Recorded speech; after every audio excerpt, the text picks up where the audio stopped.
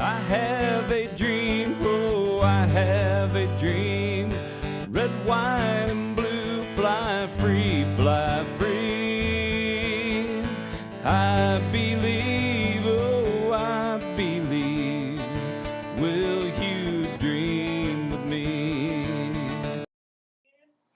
Good morning, everyone out there. Welcome to Changing Times. It is Wednesday, January the 17th, 2024, and we are live at the Axe Media Group headquarters in Springfield, Missouri. I'm Lynn Morris, and we have a special guest today, a friend of mine, Marcia Roberdink. Perfect. How are you doing? I'm doing good. I tell you what. The sun is out. The sun is out. It is still extremely cold in Springfield, Missouri area, but it's getting better. We're going to have it in the 30s today, and it's not going to be minus something today. So that's really good. But we know that it's cold all over the United States and around the world. And I tell you what, we're just grateful that we're here today. We have a great show lined up today. This show is, Marcia, I think we had you in June. We did. And that was a great show because we were talking about 10 ways to prevent Alzheimer's. That was our main gist of this show. This show is all about Alzheimer's. This is the title of the show, all about Alzheimer's. Now, what we decided to do, Marcia and I decided to divide this show into 3 segments. So the very first part, and I want you probably take a pencil and paper, get ready, because there's going to be some really good ideas on maybe how to prevent the onset of Alzheimer's, dementia, how you can slow things down. There's no cure yet, but we're actually going to talk our third segment about a treatment, a drug that has been approved by the FDA in 2023. And there is, like I said, no cure, but we're getting closer and closer. You need to stand by for that. But okay, so Marcia, the first thing we want to talk about is something that the Alzheimer's Association, other supporters are trying to work on in the state of Missouri. That's correct. On February 6th, actually, advocates from all over the state, usually about 100 of us, we're going to Jefferson City to advocate for a new dementia service coordinator is the name of the position. And what that position is for is to oversee the state Alzheimer's plan. There's nobody in place to actually physically do that today. We do have a plan. And then that individual would identify gaps that we have in dementia services, especially in rural areas, which really do hurt when it comes to access to dementia services, and then help facilitate access to those services for people who are in need. This position would reside within the Department of Health and Senior Services. And so we're going to be advocating for that position. Nationally, at this point in time, 30 of the 50 states have a dementia services coordinator. And we believe, especially given the population that we have in Missouri, that we want to make sure that we have a dementia services coordinator as well to help us stay on top of making sure that people have access and that we are following the state plan and staying on track with fighting against this disease within the state. Well, Marcia, that sounds exciting because, guys, you know, our population all over the country, but we're talking about Missouri in particular right now. That's what we know the most, but all over the country, it's aging. People are getting older. And as you get older, we got all kinds of diseases that can, you know, take over. However, Alzheimer's is one of those ones that is kind of predominant as we get older. Yes. You start out with dementia, different types of dementia. And then for some people, unfortunately, it turns into Alzheimer's, which is no cure at this point. But so we definitely need that position, and I'll be following that too. I was just up in Jefferson City on Monday, a holiday. I drove up there and had a meeting that night with some officials in Jefferson City, and then I was at a board meeting yesterday morning and also worked with some legislators in the afternoon before I came home. And went to planning and zoning last night. That was a lot of fun. But we're talking about Alzheimer's. So, you know, the second thing that we wanted to talk to people about is and I think this is really be important. I think you want to write some of these notes down, is the fact that 10 ways to love your brain. 10 That's ways what we to call love it. your brain. Yeah. Yeah. So let's go through those. Okay.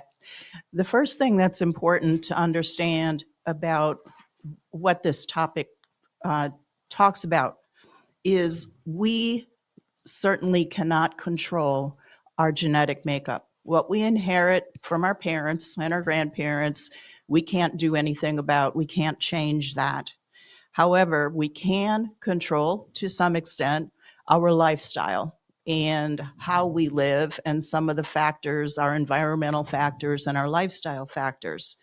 We, as Lynn said, we don't have a cure for Alzheimer's at this point. We also do not know the cause of Alzheimer's. But one of the things that we do know from all of the research that has been done and the increasing amount of research that's being done because of the increased funding at the NIH is we have learned that there are some factors in our lifestyle that can impact the speed of the onset and the rate of decline if you do end up with what we call mild cognitive decline. And mild cognitive decline, Alzheimer's is a continuum. It usually starts with mild cognitive decline. If you have mild cognitive decline, it does not mean you're going to get Alzheimer's. Some people stay in mild cognitive decline forever, but some people do progress from mild cognitive decline to early stage and then on to middle stage and then on to late stage. But there are things that you can do to slow that progression if that's going to happen to you. And so I'm going to go through those 10, what we call 10 ways to love your brain factors relatively quickly. The first one's pretty simple, but we call it butt out. There is definitely research that shows that if you are a smoker, that your chances of having cognitive decline are significantly higher than individuals who do not smoke. So, our recommendation is if you are a smoker, please try to stop. We know how difficult that is, but if you stop smoking, we also know from the research that down the road and not too far out down the road, it is as if you never smoked at all. And so we do know that it has an impact on cognitive capability. So smoking is the first one that we say, please don't. The second one I'm going to talk about is, we call it follow your heart. And this has scientific basis in that one of the things that we know is that the heart and the brain are very connected. And your heart, of course, pumps all your blood. 25% of the blood that your heart pumps goes to your brain. So one of the phrases that we use all the time is, whatever is good for your heart is good for your brain. And when you think about the fact that 25% of the blood that your heart pumps powers your brain, it becomes very obvious why, if things are good for your heart, they're good for your brain. So pay attention to things like high blood pressure. Make sure that if you have high blood pressure, that you're getting treated for it. Diabetes is another factor. Obesity is another factor. So anything that you can do to try to get those factors that affect your heart in a bad way under control can help with your brain health. That sounds good. Brain injury, this is the third one. We call it heads up. Brain injury is definitely raises the risk of cognitive decline. That really seems very logical. So our advice always is, if you're riding a bicycle, please wear a helmet.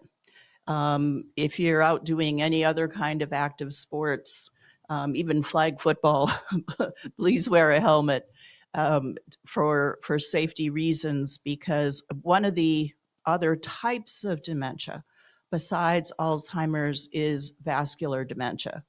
And vascular dementia is actually can be relatively common in individuals who have had a traumatic brain injury because of some type of an accident, no matter when it may have happened in your life.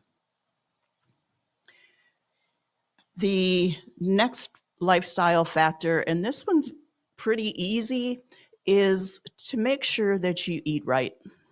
And this is, I'm not talking about making major changes. In fact, I'm a food scientist by training, and I personally hate the word diet because it has very negative connotations.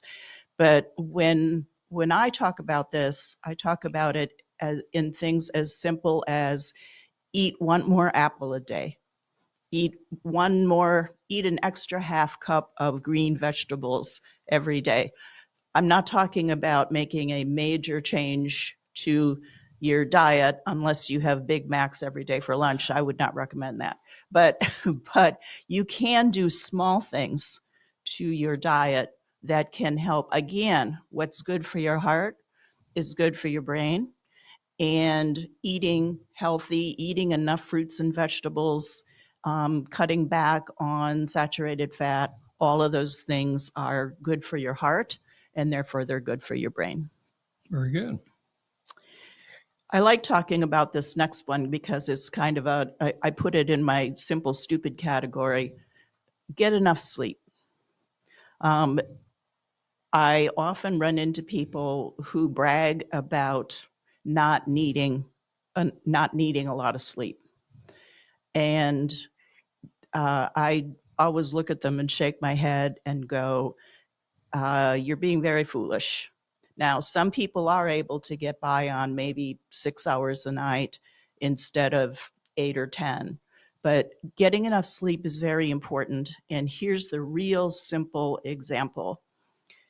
Your brain needs time at night when you're sleeping to put the trash out to the curb. And when I talk about trash, we're especially talking about like amyloid, which we know is a chemical cause of Alzheimer's in the brain. Amyloid does build up with time in the brain, in some people more than other people. But what does happen at night when you're sleeping is your brain does some cleanup work, and it puts that amyloid out in the trash container at the curb. So if you don't get enough sleep on a routine basis, now we all have a night where we, got home too late, we don't get enough sleep.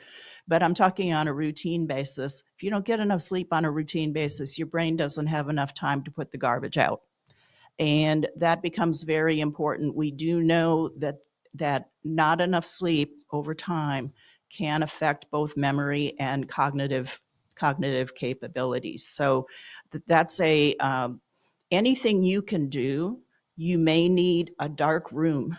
You may need white noise. You may need to figure out how to control your environment when you're sleeping so that you can get a good night's sleep, whatever it takes. And I'm going to throw another one in here, which is sleep apnea. We do know does increase the risk of cognitive decline.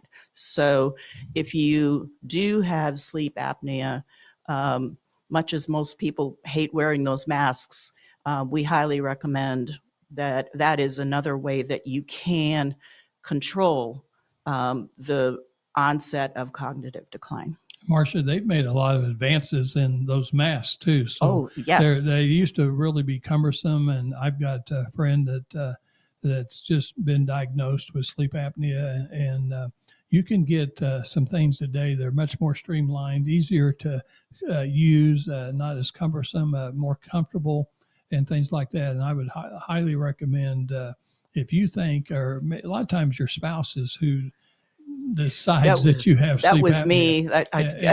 And so that's a really good thing because you're helping each other, and so when they notice that, because a lot of times the people that have sleep apnea, they don't really realize it, but they don't feel that good in the morning, right? But they don't know why. Yeah, they're tired all the time, and they don't know why, but it's because they were awake most of the night, but didn't know it. Yeah. My husband has apnea Mm-hmm. and wears a mask. He's Mm-hmm. got a Cadillac now. Mm-hmm. I call it a Cadillac because it has humidity, goes through a heated hose into the mask. The mask is super comfortable. So Mm-hmm. those old days of the Right. old CPAPs are Right. gone. Okay. Very good.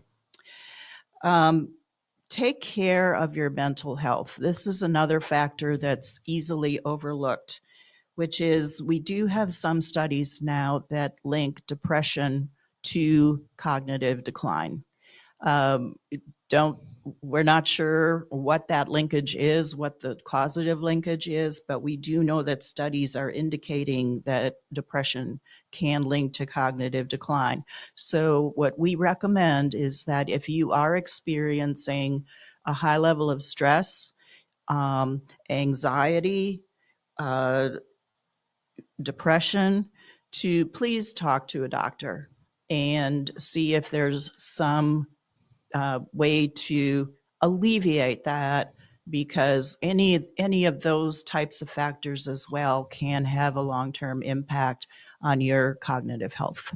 Marcia, one of the things about mental health is we have millions of people in this country that have some type of mental health issue, and it seems to be rising. And I don't know what all the reasons are, but like you said, anxiety. It's just a simple thing of anxiety, mental confusion, depression, just different things that you feel. You definitely need to go to. And this is one of those things where a lot of people that suffer these different mental health illnesses, they don't want to admit it either. So they don't want to go get help. I think one of the keys is go get help and take care of yourself, because this is another one of the reasons why you could end up with dementia or Alzheimer's later on in life. Correct. And it is amazing once you start to talk to people, even when you share with someone that you do suffer from anxiety from time to time. It's interesting how many people come out of the woodwork and go, so do I. Yes. And so, if you are suffering from depression, if you are suffering from anxiety, you are not alone, and do not be afraid to go talk to your doctor and see if you can get some help for that. I like the next one, Buddy Up, because this is kind of fun. If you stay socially engaged, it really can support your brain health. Find ways to become part of your local community if you are not already. And if you are already, stay involved and keep doing what you're doing. And this can range anything from being a regular churchgoer to women's bunco clubs on Thursday night. Anything that is a social activity that gets you out, talking to people, spending time with people, meeting new people, is very, very good for your brain health. And this is where I'm actually going to that was two actuallys. Mention there was a research study that was shared last year, which was very interesting, at least very interesting for me, which indicated that the results showed that individuals over 65 who volunteer regularly have a significantly lower incidence of dementia than individuals over 65 who do not. And the researchers attribute that to exactly that. It's social engagement, it's getting out of the house, it's not being isolated, it's interacting with other people, keeping your brain active. And usually, if you're socially engaged, whether it's church, whether it's some other, Rotary Club, anything, it also, you learn something every day, right? So that keeps your brain, it keeps those synapses active and growing. So very important. That's a good one. Stump yourself. This is an interesting one. Uh, One of the ways to continue to keep your cognitive health as good as it can possibly be is to keep challenging yourself. Everybody has heard the talk about, do crossword puzzles, do jigsaw puzzles, play board games, all of that. That's all really, really good. But what really can improve your cognitive health and to keep your brain as young as possible is to keep yourself challenged. And by that, one of the things we talk about is learning a new instrument. Somebody over, I just talked to somebody who was 70 and learned to play bass guitar for the first time.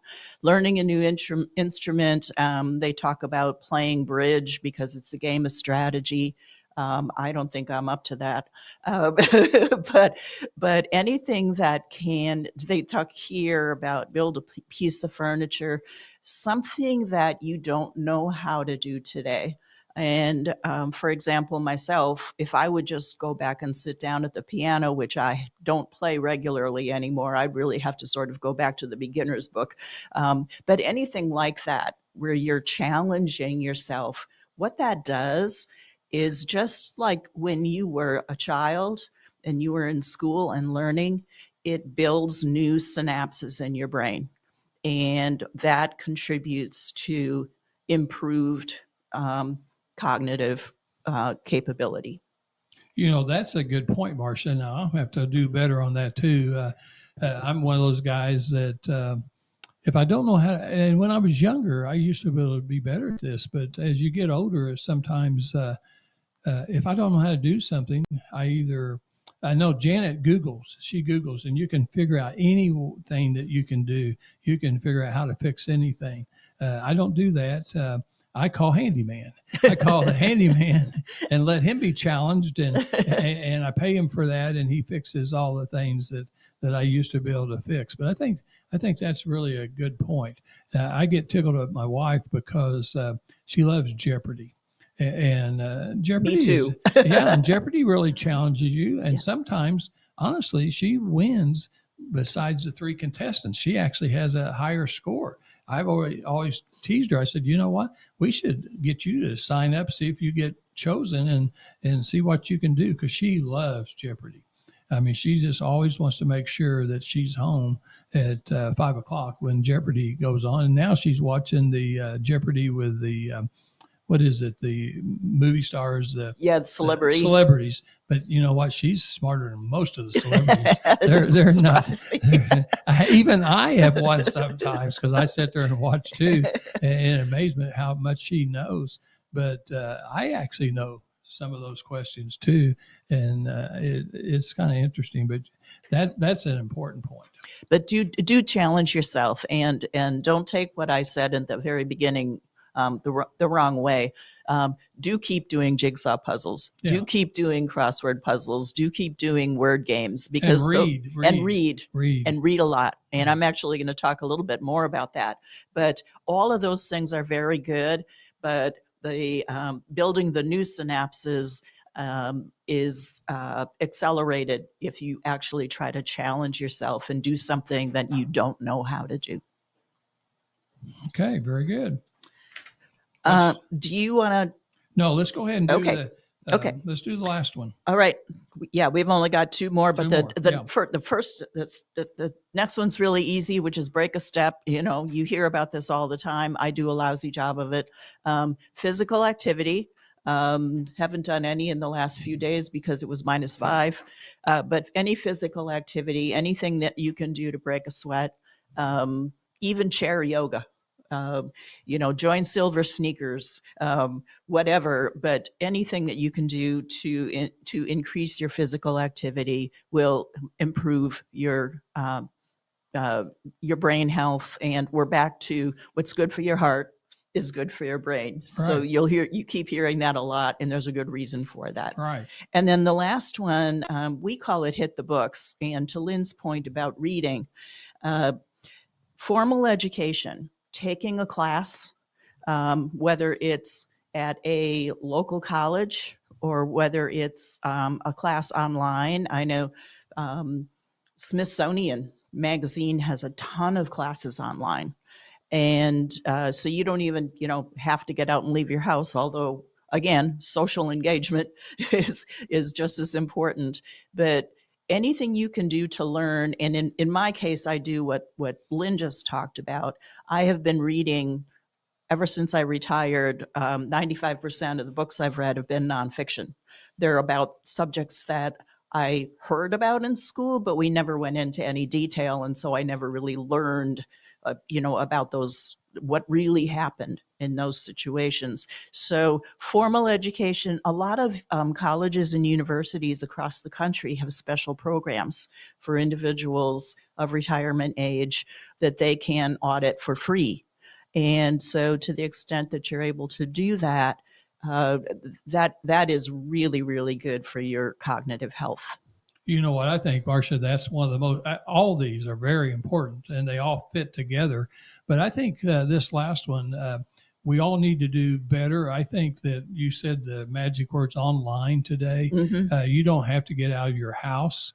You don't have to get out in the cold weather and brave the snow and ice on the roads. You can do this at home, and there's all kinds of courses. And then, when the weather's nice, I mean, I'm the type of guy that likes to actually go to the class. I like to be able to sit Mm-hmm. on the front row, interact, listen. I learn more that way, but I try to do both. But we still have to do continuing education as a pharmacist, and so we do a combination of all that. But one of the great things is Jan and I love Discovery. We love the Discovery Channel. Oh, it's and great. We love the History Channel. You watch those two channels, and then they give you a lot of information, make you think. But then if you want more information, then you can look this up and get more information about those same topics. And so this challenges your mind. And then you know what would be a great thing to do, but then if you're fortunate and you're married, then or you got a friend and you can converse about that issue, what you just saw together. That's just reinforcing what you learned and just making you think again, because That's correct. They'll ask a question and you comment and back and forth. Those are all just great things. And there's one other example that I'll throw out here, which some of these actually tie, as Lynn kind of just mentioned, some of these actually tie together very closely. So here's an example. You can do a Babbel foreign language class online, Mm-hmm. but what that does, or you can do a foreign language class at a local college or university, but that accomplishes two things or three things. It might accomplish social engagement. It accomplishes learning and challenging your brain and learning something you didn't know how to do. I think I'd probably totally mess my tongue up if I tried to learn French, but learning a foreign language is a great example of getting out, social engagement, and or even if you do it online, you're challenging your brain, you're learning something new, it's formal education. So a lot of these things actually that you can do marry up and can have a large overall impact on your cognitive health. Well, I'm glad you said that, Marcia, because Jan and I have already talked about that. We don't really do New Year's resolutions anymore. I think those are kind of, I know there's people out there making resolutions every year, but it seems like most people don't keep them. And then it causes anxiety and depression and everything else that we've talked about that we don't want you to have. And so we've already decided that Spanish is this year. This spring, we're going to start taking an online course about speaking Spanish. And so we hope to get that mastered in 24. And then we hope that in 25, we're going to pick another language together. That'd be great. Because the more languages it just brings the world closer together. I think that's a great thing. And another thing that I would love to do, and I know a lot of people out there, this would be interesting, is you know what your own religion is, you know what your faith is, and you don't have a question on that, and that's great. But I have this anchoring to know more about other religions. not that I want to join another religion, but I just want to understand. I want to understand how all these religions are working throughout the world and stuff like that. So religions around the world is something I'd be interested. I know Missouri State offers a course Yes. like that. You can take a course for credit. You can take a course not for credit. Right. You can just take it for learning. You can just be in there in a class with people taking it for credit, but you don't have to. You just want to learn on your own. And then junior colleges like OTC and Ozark Technical College in Springfield, Missouri, and around the area, they have schools around the area. Great places to just to go and take a course to learn, or do a hobby like stained glass. I do stained glass. I've started to do that again. So do those things. Those things are challenging because that's like putting a puzzle back together. You got all these pieces. You got to cut the pieces, and then you got to put them back, solder them all back together. And so those kind of things are really good for loving your brain. So let's talk about our sponsors, and then we're going to get to the last part. So very good so far. I'm telling you what, I think people have learned. I've learned some things too. So we have two great sponsors right now to start off the new year, and they are Brad Pistow. Brad Pistow was our first sponsor. He is the owner of Trinity Insurance and Financial Services right in Ozark, Missouri. And his phone number, that's why you want a paper and pencil, his phone number is 417-581-9222. 417-581-9222. Why do you want to know that number? Because he is one of the best financial advisors for retirement planning. He's a certified fiduciary financial planner. He owns all kinds of certifications. He's not just one of the best in Missouri. He is one of the best in the country. He goes around the country speaking on retirement planning. He has written 2 books. They're both #1 best-selling books on Amazon for retirement planning. The first book is Safe Money Matters. The second book is Bulletproof. Both of those books are tremendous for you to get the information you need to know about retirement planning. You can call him, and even if you're not in Missouri, he's licensed in more than 1 state. But even if you're not in Missouri, we have people from all 50 states watching today, and we appreciate you watching in. You can call him. He has friends and associates all over the country. He's a contributor for USA Today financial section on retirement planning. That's how I first met him, by newspaper in Florida while Jan and I was at our place, and we was reading about that, and God, that's just how God works, because we were ready to take our 401k from our pharmacy business that we'd had. We needed to convert it to something else. And all of a sudden I read this article, and the next thing I know, he's in Ozark, Missouri, where I'm at. And that just all got put together. It's just an amazing thing. But he will definitely help you. And you'll never run out of money before you run out of life with the plans he has. I don't worry about the stock market going up and down, because he's got plans that makes a constant rate of interest rate, and I'm not losing any money. I don't have to worry. Okay, the second sponsor is Springfield Nissan, Springfield Kia. That's John Whittaker. He bought out his partner, John Youngblood, and my last 2 cars have come from those guys. And my third car and my next car will come from them too, because I love their service. I love their types of cars they have, and you can't go better wrong with those guys. So here's what they do. They have a 48-hour money back guarantee. They're located right in Springfield, Missouri. You can be different than me. I want to go there and look at the cars and pick a car and talk to the salesman. I know most people don't want to do that, but I actually like to go and look. But you can buy online. You don't ever have to go to the office on South Campbell in Springfield. You can just call online, do everything online, and they'll deliver a car to you at 48 hours. Put your wife in the car, the kids in the car, the dog in the car. Drive it around a few times, just see if that's right. If that's not right, they'll bring you another car. Nobody else does that. They're 45 years in business in the Southwest Missouri area. They specialize in new cars and used cars. Most of their used cars are not program cars, but certified cars. Certified cars mean they've gone through more inspections than just any other used car out on the lot. I highly recommend Springfield Nissan, Springfield Kia, Springfield, Missouri. All right. And we have people from Arkansas and all over the area buying cars in Springfield, Missouri with these guys. Okay. So we're going to go to our third section, and I kind of want to add a little bit extra at the end. So, we basically had a couple of medications over time. They had some success, but there was not as much success as we wanted. And everyone wants a cure for everything. We want a cure for cancer. We want a cure for take a pill. Diabetes. we every disease that we have, we want a cure. And unfortunately, a lot of diseases don't have a cure. There was a drug in 2023 that was approved by the FDA, and it looks like maybe the most promising drug to this point. Yes. So you want to talk a little bit about that drug? Absolutely.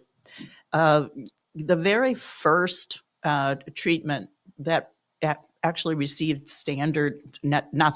accelerated approval by the FDA was back in 2022. And that drug had a brand name of aducanumab. And there was a lot of controversy about that drug. But here comes 2023.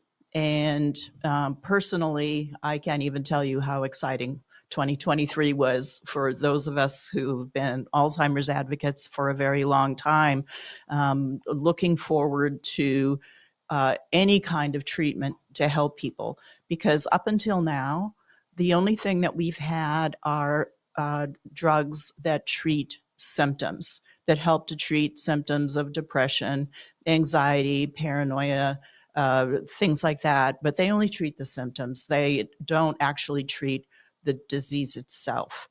But in 2023, a drug called lecanemab, and it now has a brand name called Leqembi, was given accelerated approval by the FDA. We really wanted Medicare, CMS Medicare, to cover that drug, and they refused at that point in time. But what they said was, if and when it receives standard approval, we'll talk about it. And on July 6th, you can tell I still have that date in my head. On July 6th of 2023, Leqembi did receive standard approval from the FDA for use. And amazingly, we all know the government sometimes works very, very slowly, but amazingly, within a week or two of that standard approval by the FDA, CMS Medicare did agree that they would cover Leqembi for individuals 65 and over. Now, the important thing to understand about this particular drug, it's a monoclonal antibody. We won't go into the science, but that's the scientific type of drug it is, which means it's man-made. It's a man-made antibody instead of like the natural antibodies you have in your system, but it is specifically designed to attack viruses and or proteins that it's designed to go after. And so what then happened was, what you need to understand about Leqembi is it is targeted for two groups of individuals at this point. It's targeted for individuals with mild cognitive impairment and or individuals with early stage dementia, early stage Alzheimer's, I should say.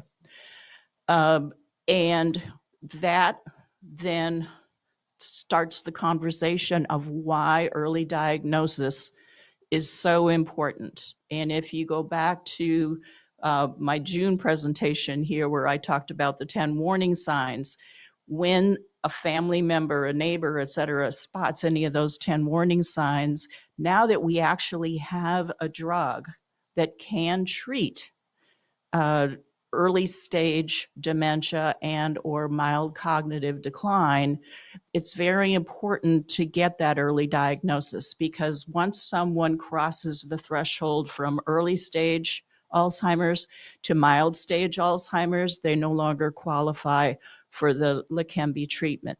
Now, the other thing to know is today, Leqembi treatment it's actually a transfusion.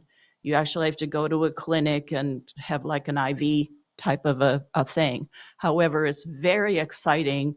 There's so much exciting research. I could talk forever, but they are now testing in another large clinical trial whether or not getting a shot, like a flu shot, can be as effective in treatment as getting this transfusion. So that's under study right now. It's not there yet, but it's being studied.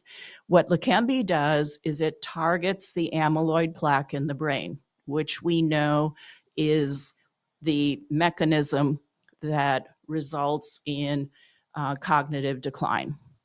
And so it targets that protein and helps take the trash out, as I talked about earlier about getting enough sleep. So Medicare now has agreed to cover Leqembi. Now, the other thing about Leqembi is Leqembi comes along, and lo and behold, now we've got to build the infrastructure to be able to have enough doctors aware and enough clinics. One of the ways that you can get diagnosed to determine whether you qualify for Leqembi is something called a PET scan. And not every clinic today has PET scan equipment. Again, so this just happened in July. So what's happening right now is we're trying to build the infrastructure, get enough clinics that have PET scan equipment that can do an early diagnosis. So that's kind of where we're at on that one. There's a new drug coming called lecanemab. We're looking for approval for that one in early 2024. Wow. I tell you what, so we're about to run out of time, but I just want to tell people one of the most important things. So Marcia was just telling you about a drug that has a lot of promise, but here's the deal. You've got to have early diagnosis. So I'm challenging, because my mother died at 94 with Alzheimer's. Now I'm looking back at the regression, the process, and I wish I had done something a little sooner than later. And so all the sons and daughters out there, spouses, friends, neighbors, whatever, when you notice something, even though that person will probably deny it and will rebuff you, you've got to stay with it, because if you can get early treatment, then you're so much better off, and you're going to prolong their life and have a much better life for a longer period of time. I think that's extremely, extremely important. And so I think some really great information. So let me, one more question. How would people, how do they donate money to Alzheimer's? It costs a lot of money to do this research. So, Top couple of ways you can. The first one is go to the closest walk to end Alzheimer's and form a team and donate money that way. The other thing you can do, you can go ahead and donate directly. You can go to alz.org, and there is a way there for you to donate money. And there's also a way for you to designate if you want that money to stay locally rather than, used nationally. So there's, any of our fundraisers that you hear about, especially the Walk to End Alzheimer's, is the best way to donate. That's a great thing. I've done that with you before, yes. and that's a great thing. I mean, honestly, if you've had a loved one die of Alzheimer's and you have any extra money, I know money's tight for everybody, but that would be a great cause. It would be definitely a great cause, and in memory of someone. I know that's what we do yes. with that walk. So I tell you, this is important. It's one of many, many things that we suffer with as we get older. But really appreciate, Marcia. You are a difference maker, just like Don and I have always said. You're a difference maker. Don would always say you're being the change. You guys, I challenge everyone out there in 2024, be a difference maker in your community. Be the change. it will make 2024 a better year for all of us. Next week, we're going to talk about marriage. I've got a really good friend, Jerry Angelo, and I believe his wife, Kate, will be there next week, and they've written books on marriage. And we have a marriage proclamation coming up, and so National Marriage Month. And so we'll be doing that. And then the last week, we finally have my speaker that's coming in that's going to talk about 2024 and how to make it better. She is a tremendous pastor. We'll have her on there. We'll see you next Wednesday. Thank Can I you. get an amen?